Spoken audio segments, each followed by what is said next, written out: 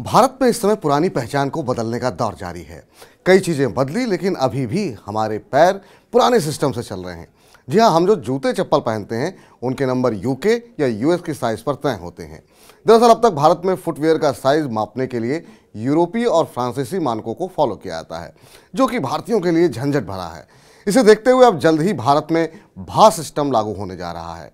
Department for promotion of industries and internal trade यानी DPIIT ने केंद्रीय चमड़ा अनुसंधान यानी कि CLRI के साथ मिलकर के भारतीय फुटवियर साइजिंग सिस्टम विकसित किया है।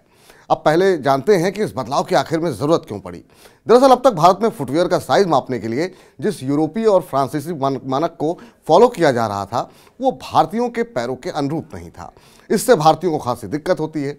भारतीयों के पैर ज़्यादा चौड़े होते हैं और कंपनियां जूते चप्पल अमेरिकियों या फिर यूरोपीय लोगों के पैर की लंबाई चौड़ाई के हिसाब से तैयार करती हैं।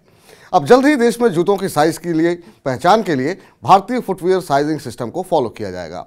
भारतीय फुटवियर साइजिंग सिस्टम को भा नाम दिया जाएगा। यहाँ भा दरअसल भारत का प्रतीक है।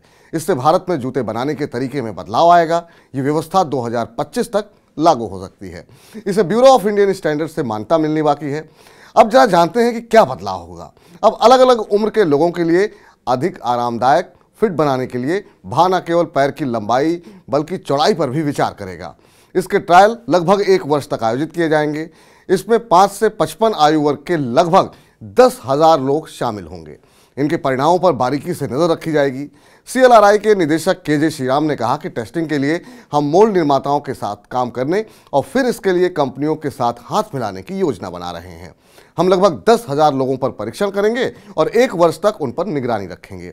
निदेशक ने 2025 तक भारतीय फुटवियर आकार प्रणाली लॉन्च करने की उम्मीद जताई है।